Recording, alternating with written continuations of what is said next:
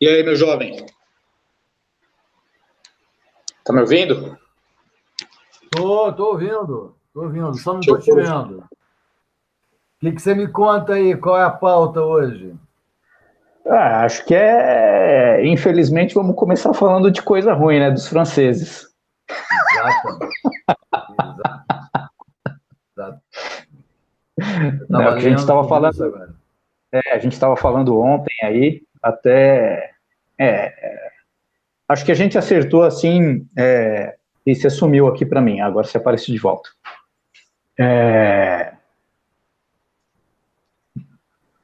Que a gente estava falando ontem, escrevendo no grupo lá.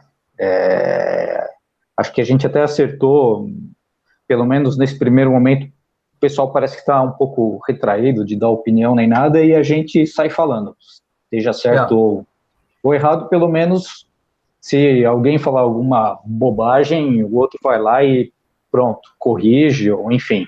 Acho que se ficar quieto, o negócio não vai para frente, tem que falar, falando não, certo, errado, eu e não é o que a tenho o gente está menor, eu não tenho o menor, eu não tenho o menor constrangimento de estar errado, não. isso.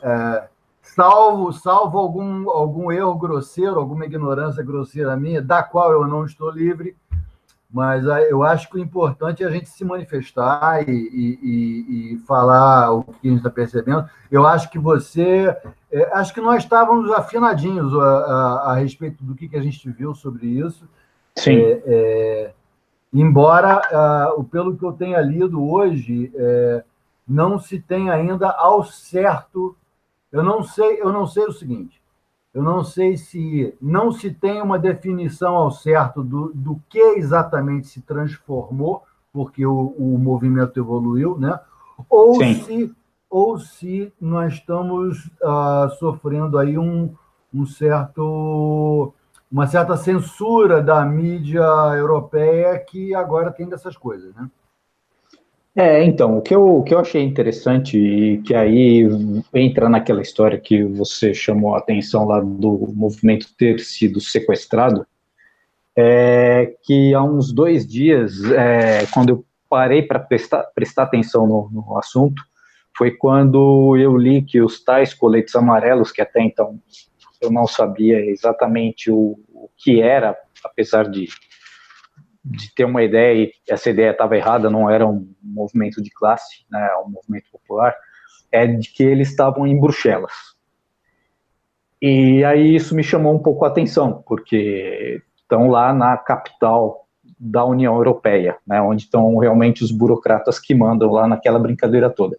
Então, sim, aí isso até achei interessante, porque mostra realmente que talvez uma parte, e certamente é uma parte, não é o grupo todo, tem essa visão de que a União Europeia, no final das contas, é uma coisa que possa e deva ser combatida.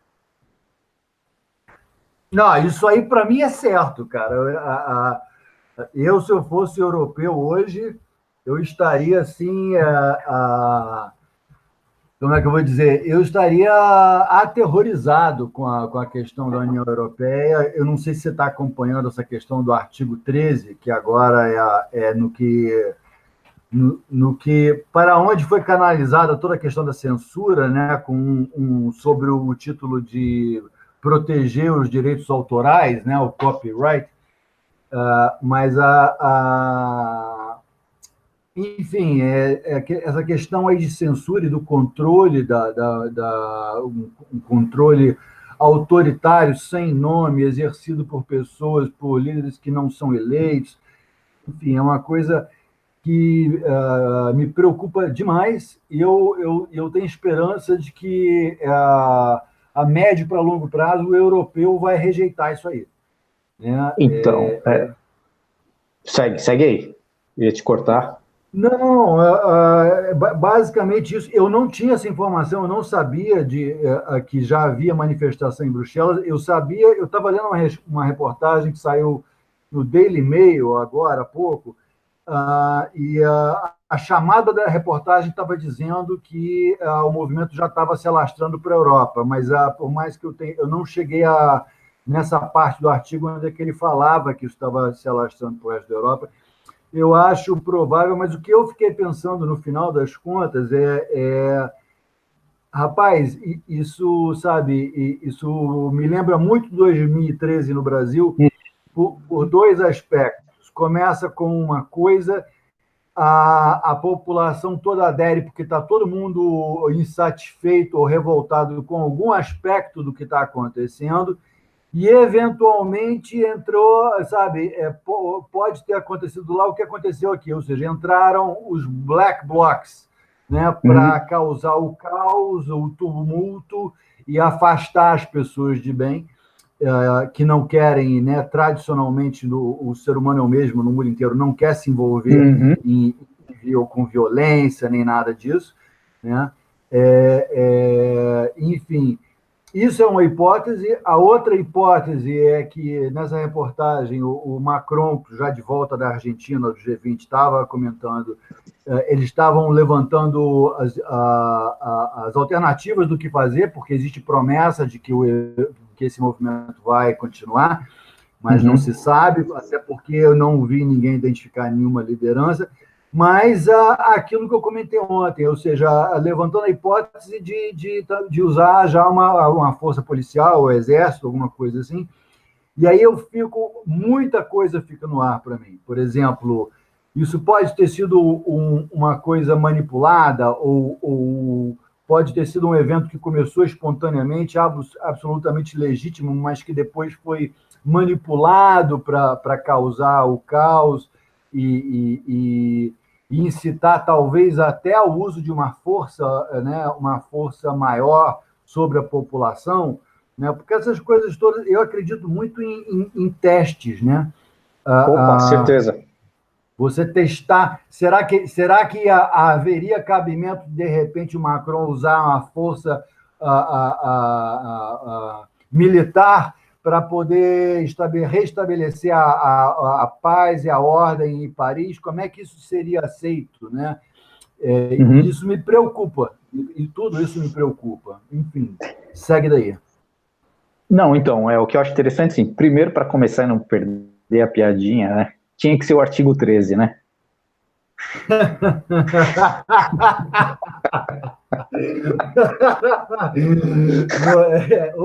O número.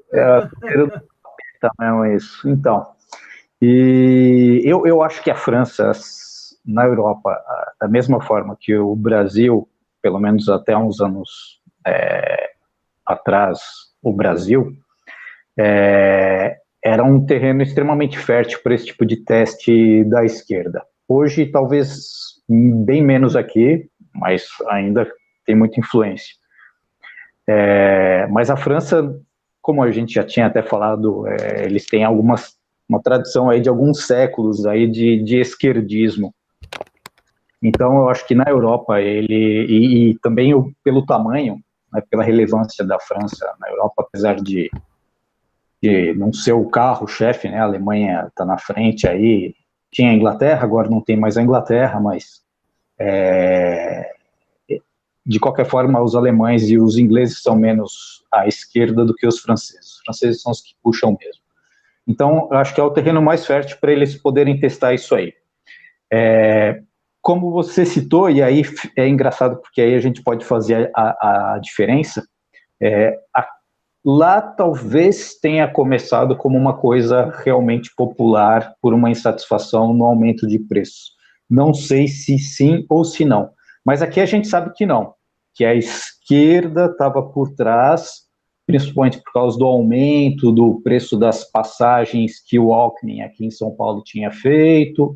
Eles começaram a tentar fazer um negócio e saiu do controle, e o resto a gente sabe onde terminou. Então lá, não sei se começou a planejar, ou seja, não. A origem, eu concordo totalmente com você. A origem de 2013 no Brasil foi política, grana, foi uma jogada, e ela só se tornou legítima na sequência. Depois. Isso. Lá talvez o que vai acontecer é o contrário, se é que começou como realmente um movimento legítimo. Mas o grande link, que é o link que sempre acontece em qualquer lugar, quando a gente fala de uma grande massa de pessoas, e que quando eu estava lá em Portugal, numa conversa sobre a política do Brasil com um amigo meu português lá, que ele chamou a atenção e que estava me escapando, por que não aconteceu o que aconteceu com a Dilma ao Lula? Porque a economia estava boa. Porque as pessoas estavam com dinheiro no bolso. Pronto. Então, você vê, apertou no bolso da francesada, eles foram para a rua. É porque chega a um ponto em que o descontentamento é geral, por isso eu acho, inclusive, que em 2013 você não tinha uma pauta, não era 20 centavos realmente, era porque todo mundo estava insatisfeito de uma forma ou de outra, nas mais diversas áreas, né? E parece que foi o que aconteceu, o que está acontecendo agora na França, né? Ou seja, não é especificamente por causa do aumento do diesel ou do preço do combustível, começa com isso, mas, né? E eu acho que todo levante popular legítimo é mais ou menos assim, né? Mas, enfim, eu, de qualquer forma, eu gostaria de ter acompanhado isso mais de perto, mas ontem eu me dei conta, quando eu comecei a ver os números, são 400 e não sei quantos, 412 presos, não sei quantos, 20 e tantos policiais feridos, e completamente, sabe, os carros queimados, as lojas saqueadas, as coisas destruídas, quer dizer, você me dá uma dor no coração, né? Porque Paris é uma cidade que o mundo inteiro tem no coração, né? Admira, gosta, é linda, né? E para chegar nesse ponto, eu acho que é irresponsabilidade demais de gente que, no fundo, é o seguinte: seja lá exatamente o que for para chegar a esse ponto, isso é resultado de engenharia social. Essa é no momento, nada me tira da cabeça isso.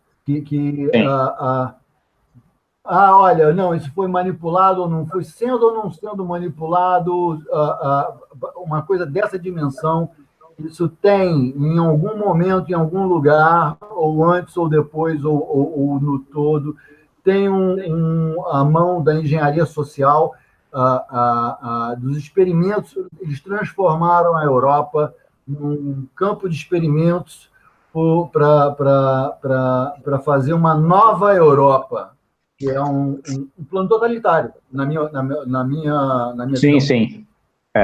Então, voltando para o aspecto econômico da brincadeira, assim como o Brasil, ele financiava, ele era uma grande vaca gorda, né, onde o leitinho ia sendo distribuído aí para Venezuela, Cuba, etc, etc, etc.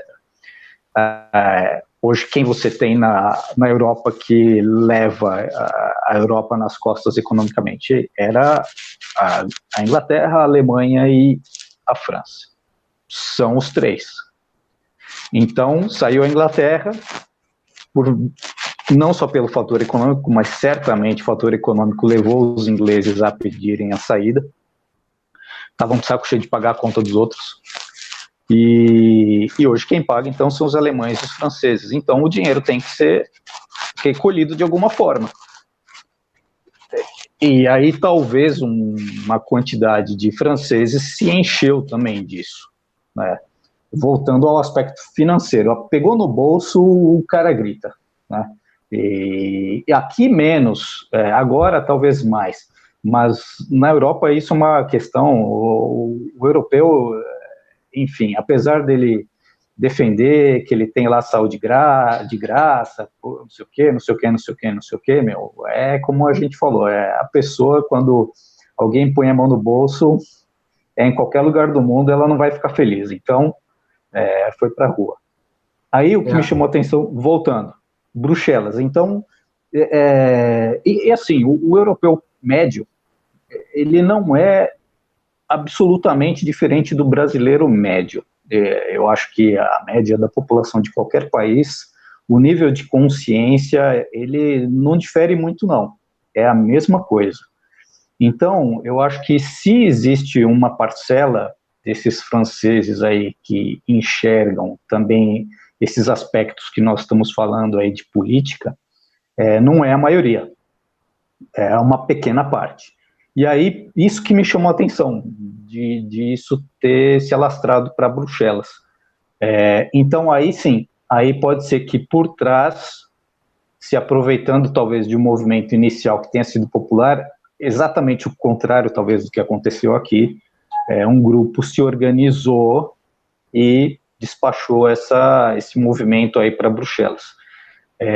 E se isso foi feito contra Bruxelas, então é um grupo que, em tese, está alinhado com esses princípios de liberdade das nações, do nacionalismo.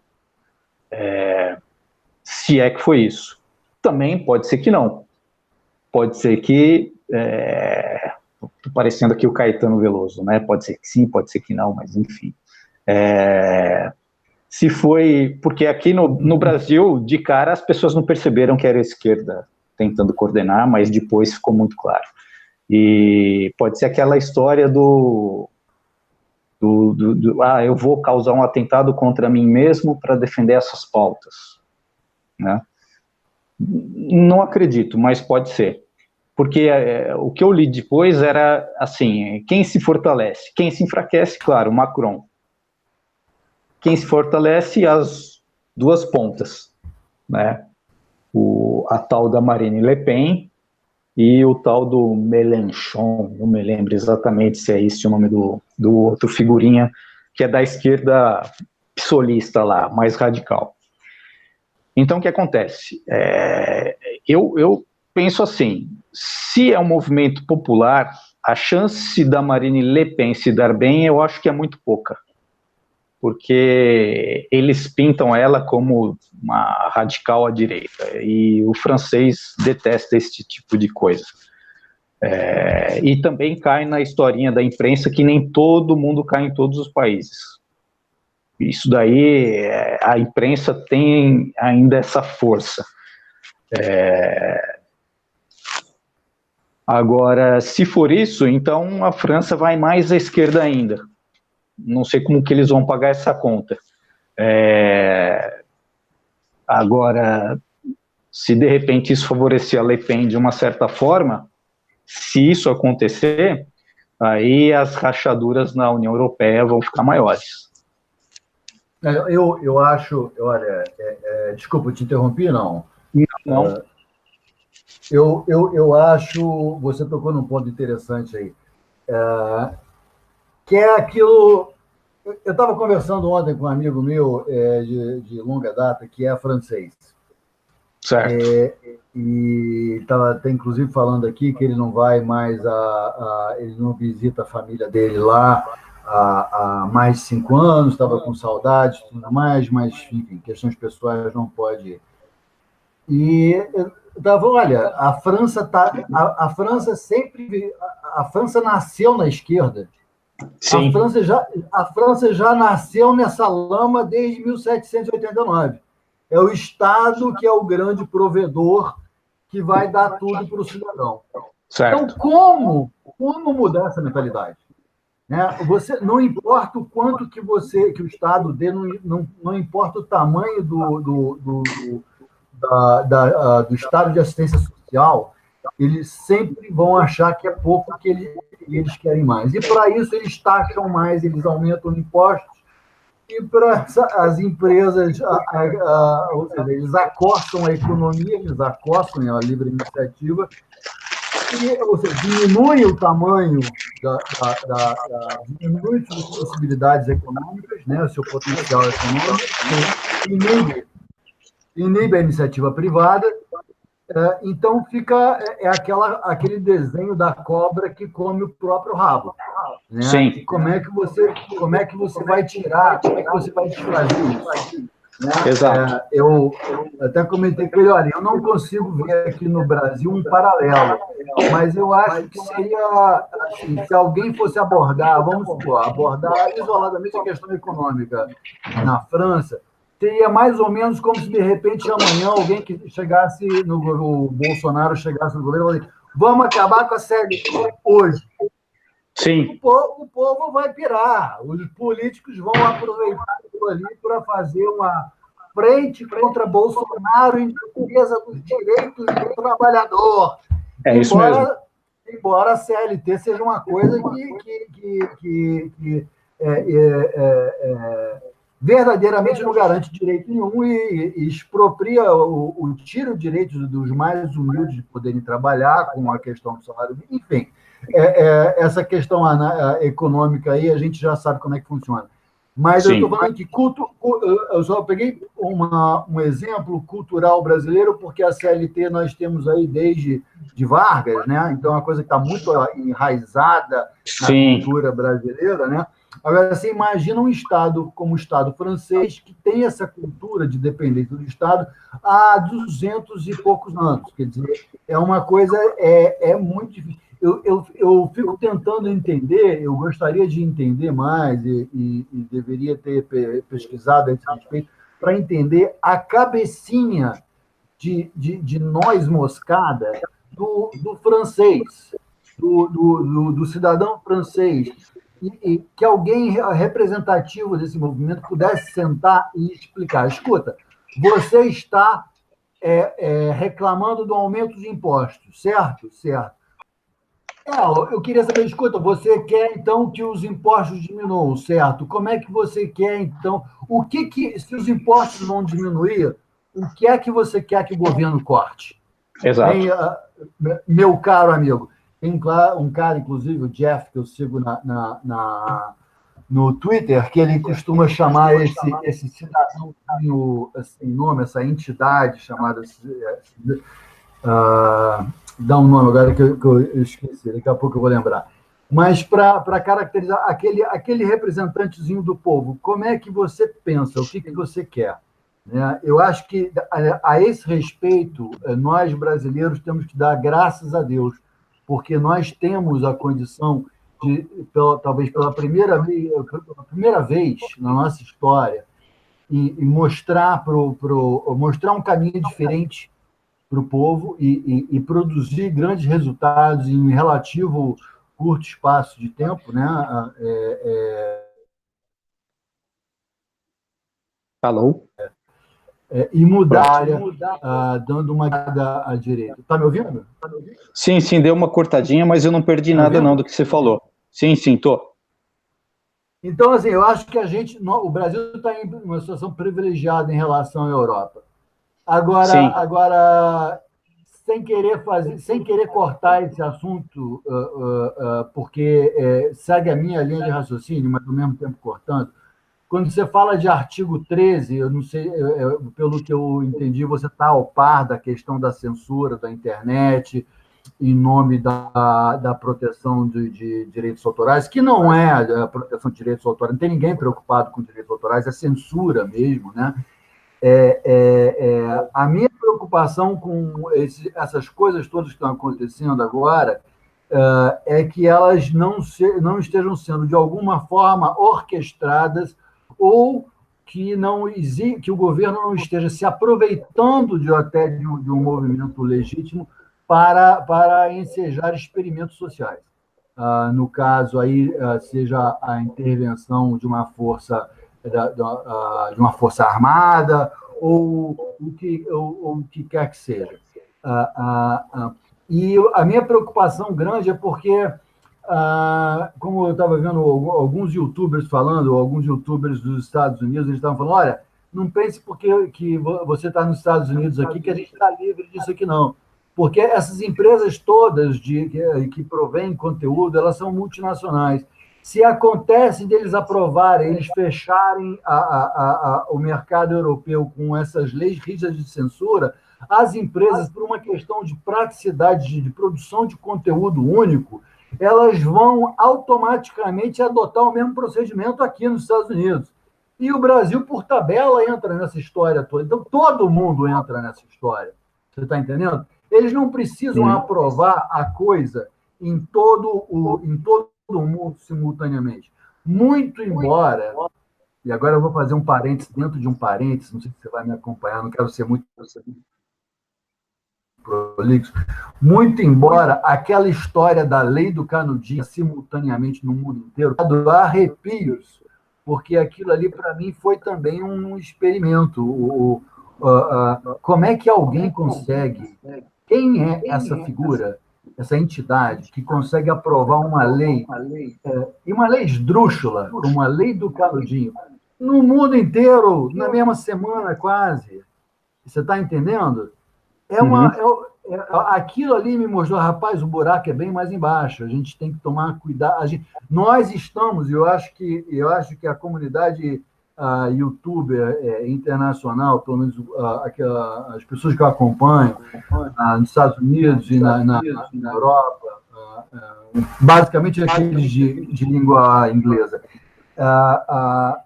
então, falam isso ocasionalmente, mas é uma luta, é uma realidade mundial. Então, assim, nós todos estamos unidos nesse mesmo plano. Nós todos temos que combater isso da mesma maneira. As retóricas mais idiotas da esquerda que saem na Europa ou nos Estados Unidos, em questão, às vezes, de horas ou de dias, está sendo utilizada aqui no Brasil também. Você está entendendo? Então, a esquerda, o globalismo está se utilizando da esquerda para implementar a sua agenda. Ele está fazendo isso on real time no mundo inteiro. Então, isso aí já é uma coisa que me preocupa. O que está acontecendo no Brasil é diferente do que está acontecendo na França, realmente é diferente. Nós não estamos em pé de guerra com o governo, a situação é outra, mas a agenda política é a mesma. Entendeu? É isso. Então assim, eu fico preocupado porque, de uma certa forma, eu acho que, embora o número de pessoas que tenham esse nível de consciência sem pretensão nenhuma, mas a quantidade de pessoas aqui no Brasil que tem esse tipo de visão que nós estamos compartilhando aqui é menor, mas, por outro lado, pelo menos nós temos talvez aí alguma antecedência a olhar para lá e ver, opa, isso tem cara de que vai vir para cá também. Amanhã, então, amigo. Beleza, meu, valeu. Tranquilo. Um abraço, valeu, Alexandre. Até amanhã. Até amanhã. Tchau.